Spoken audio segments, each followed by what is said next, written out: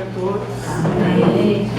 Fico muito feliz com a presença de todos vocês aqui hoje. É uma bênção a gente se reunir para louvar e glorificar o nome de Jesus. A passagem que eu escolhi hoje para pregar fala de um milagre. E um dos milagres mais conhecidos da Bíblia. Eu vou falar sobre a ressurreição de Lázaro. É uma das mensagens que eu mais amo.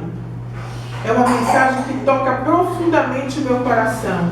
Não pela ressurreição do corpo de Lázaro, mas pela parte espiritual que isso traz.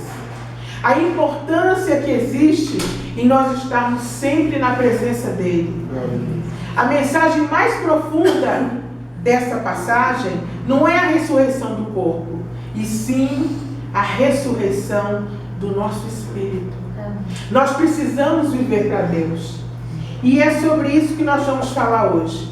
Eu poderia ler o texto todo e depois comentar, mas eu gostaria de ler versículo por versículo, para que nós possamos desfrutar da beleza de cada versículo. Porque cada versículo que nós vamos ler aqui tem mensagem muito profunda. E é o João capítulo 11 que nós vamos ler. Começa assim: estava então enfermo um certo Lázaro, de Betânia, aldeia de Maria e de sua irmã Marta. A palavra que é colocada como enfermo significa estava fraco, estava impotente ou estava doente. Lázaro significa Eleazar ou Eliezer e significa aquele a quem Deus ajuda. E Betânia era uma vila ao pé do Monte das Oliveiras, que ficava a 3 quilômetros de Jerusalém. E Marta e Maria, lá em Lucas 10:38, está escrito que elas o receberam em sua casa, porque eles eram amigos. Marta, Maria, Jesus e Lázaro eram amigos. Eles recebiam uns aos outros. E o versículo 2 diz assim: e Maria era aquela que tinha ungido o Senhor com unguento e tinha enxugado seus cabelos, cujo irmão Lázaro estava enfermo. Lá em Mateus 26 está descrito esse episódio, e Maria é a mulher do vaso de alabastro, daquele unguento de grande valor que ela derramou sobre a cabeça de Jesus. E o versículo 3 diz assim: mandaram-lhe, pois, suas irmãs dizer: Senhor, eis que está enfermo aquele a quem tu amas. E é interessante, apostelo em grego diz: enviaram um mensageiro a Jesus para dizer: Senhor, em grego a palavra correta é ele está morrendo. Elas pensaram que o fato de enviarem uma mensagem para Jesus, dizendo que Lázaro, o amigo dele, estava morrendo, seria suficiente para Jesus largar tudo e vir correndo atender o amigo. E correndo. Eles eram amigos de Jesus, e o texto diz: aquele que tu amas está morrendo. Ser amigo de Jesus, essa passagem nos ensina que ser amigo de Jesus não vai impedir que você passe por problemas. Portanto, diante dos problemas, não pergunte para Deus por que Ele permitiu o problema, e sim o que Deus vai fazer em sua vida dentro daquele problema. Tudo tem um propósito. Jesus não queria curar Lázaro. Jesus queria fazer algo bem maior, e muitas vezes é isso que Deus quer fazer na minha e na sua vida. Deus não ouve esse pedido imediatamente, muitas vezes Ele não ouve, porque Ele quer fazer outra coisa. Ele quer atingir outras pessoas. Depois eu vou começar a contar os testemunhos, né? E Jesus, o versículo 4 diz assim: e Jesus, ouvindo isso, disse: e esta enfermidade não é para a morte, mas para a glória de Deus, para que o Filho de Deus seja glorificado por ela. Eu posso imaginar um mensageiro, quando ouviu isso de Jesus, ele chegando de volta até Marta e Maria, dizendo: olha, Jesus a notícia pela cidade toda. Se eu ouvisse isso de Jesus, Jesus disse, ó, esta enfermidade não é para a morte, mas para a glória de Deus. Imagina a alegria do mensageiro, ele saiu vazado. É isso mesmo. Elas entenderam o recado de Jesus da forma como seria mais confortável para elas. Elas queriam acreditar que Jesus chegaria correndo, estenderia a mão sobre Lázaro e o curaria imediatamente. Afinal, Jesus já tinha, quando esse acontecimento se deu, eles já tinham visto Jesus transformar água em vinho. No capítulo 2 diz que Jesus, na festa da Páscoa, fez muitos milagres e muitos creram nele. Jesus tinha curado um homem paralítico há 38 anos em cima de uma cama. No capítulo 6, Jesus tinha alimentado aqueles 5.000 com 5 pães e 2 peixes. E no capítulo 9, Jesus curou um cego de nascença. Então eles disseram, poxa vida, isso aqui para Jesus não é nada. Olha só que maravilha, Jesus vem correndo de onde ele estiver e Lázaro, fica na tua aí, amigo. Jesus está chegando e você não vai morrer. Mas não foi assim como elas imaginaram. Nós queremos que Deus resolva os nossos problemas, muitas vezes, do nosso jeito. Mas Deus não faz assim. Nós fomos criados e salvos para que nossas vidas glorifiquem a Deus. Se Jesus tivesse curado Lázaro, o testemunho dele seria igual aos outros. E talvez o nome dele nem aparecesse no Novo Testamento. Muitas vezes Deus não quer só resolver o seu problema. Ele quer fazer um milagre para mudar a sua vida e a minha, como ele fez com Lázaro. Então muitas vezes a gente, Senhor, resolve isso. Se o Senhor resolver isso, vai resolver isso. Deus não quer resolver problemas. Deus quer mudar a sua vida como um todo.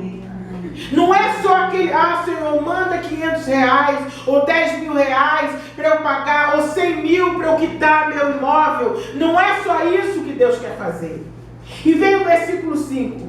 Ora, Jesus amava a Marta e a sua irmã e a Lázaro. Por que isso está bem posto aqui?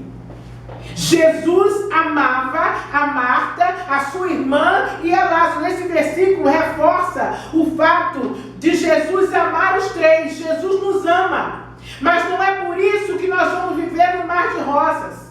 Ele nos ama tanto que Ele quer mudar as nossas vidas. Ele quer começar uma história nova e diferente em nossas vidas. Uma história de milagre e uma história de transformação. Ouvindo, pois, que estava enfermo, diz o versículo 6, ficou ainda 2 dias no lugar onde estava. É interessante. Esse versículo mostra por que é que muitas vezes Jesus não vem logo e aí nós desanimamos. Mas, Senhor, por que o Senhor não cura logo? Por que o Senhor não manda logo dinheiro? Por que o Senhor não abre logo uma porta de emprego? Por que o Senhor não transforma logo isso? Por que o Senhor não faz logo isso? Será? Aí muitas vezes nós fazemos assim. Será que Deus não vai fazer nada? Será que Jesus não está vendo o que eu estou passando? Porque Jesus não faz só o que pedimos. Ele faz muito mais. Amém. Elas queriam uma cura, mas Jesus deu uma vida nova para Lázaro e para as pessoas que estavam à volta. Jesus ficou ainda 2 dias no lugar e não foi. E o versículo 7 diz assim: depois disso, disse aos seus discípulos: vamos outra vez para a Judéia. Disseram os discípulos: Rabi, ainda agora os judeus procuravam apedrejar-te. E tornas para lá, Rabi? Jesus respondeu: não há 12 horas no dia?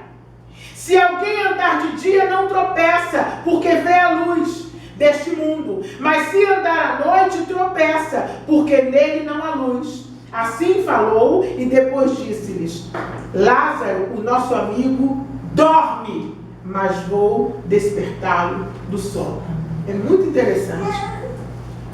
Os judeus, eles já tentavam matar a Jesus, mas ele só morreu na hora escolhida por Deus. Jesus também ressuscitou como Lázaro. Lázaro como figura humana, para nos mostrar que nós temos que ressuscitar nascer de novo em Cristo. Todos nós. Lázaro é uma figura humana para mostrar para a gente que a gente tem que ressuscitar.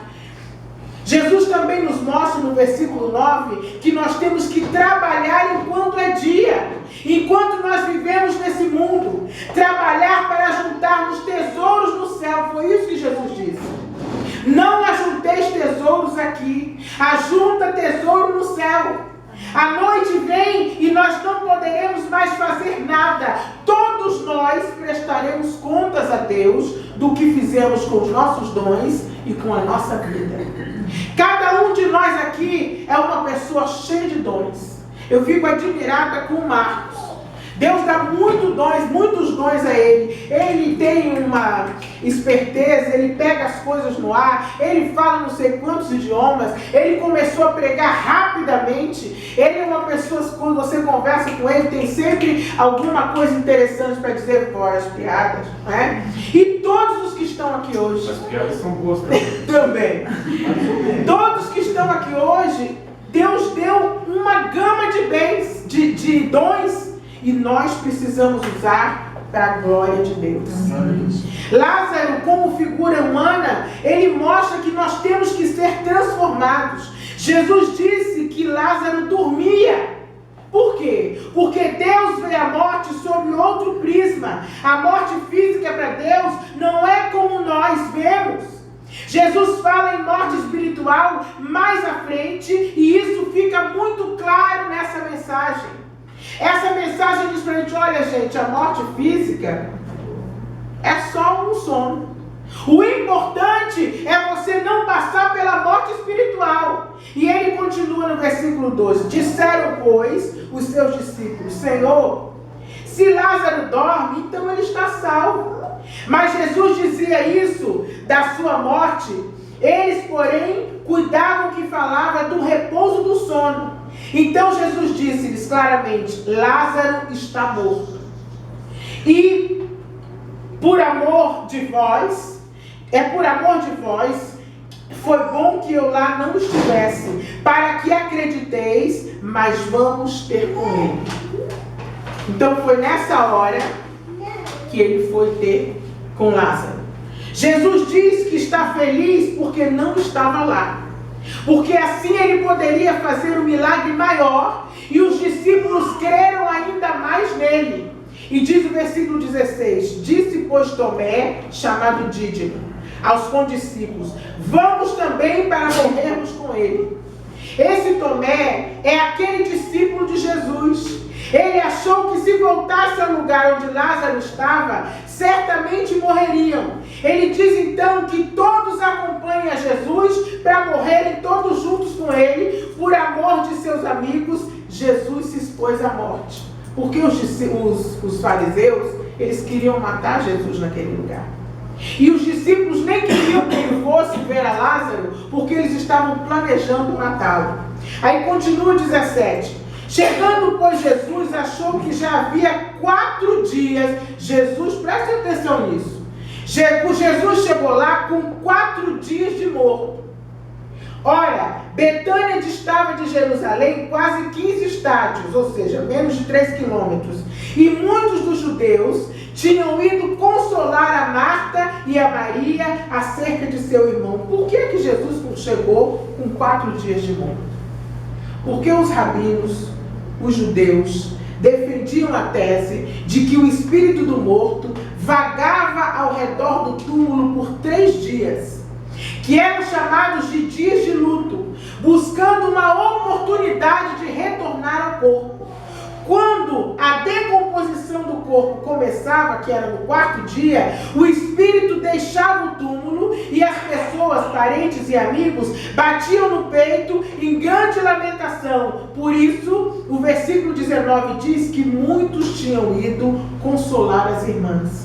Durante 4 dias, perfazendo um total de 7 dias de luto, como está descrito lá em Gênesis 24. Que seriam 7 dias de luto.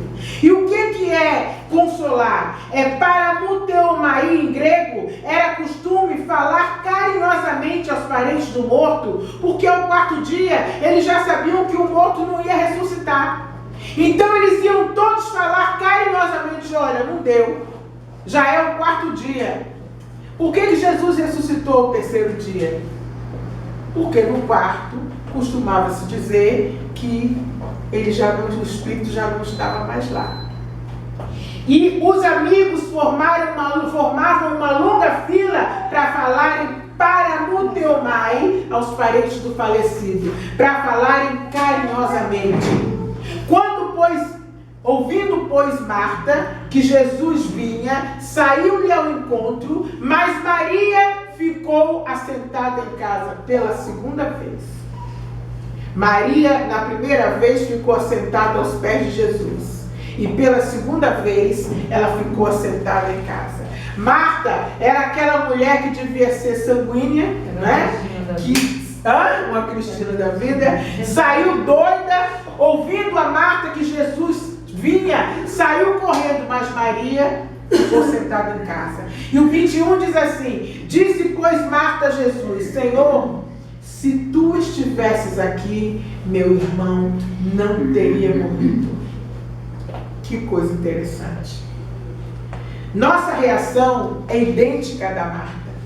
Quando temos um problema ou uma frustração, nós corremos para Ele e dizemos: por quê? Se o Senhor estivesse perto de mim, se o Senhor estivesse comigo, se o Senhor se importasse comigo, eu não teria passado por isso. E nem aqueles a quem amo: Senhor, será que tu não te importas?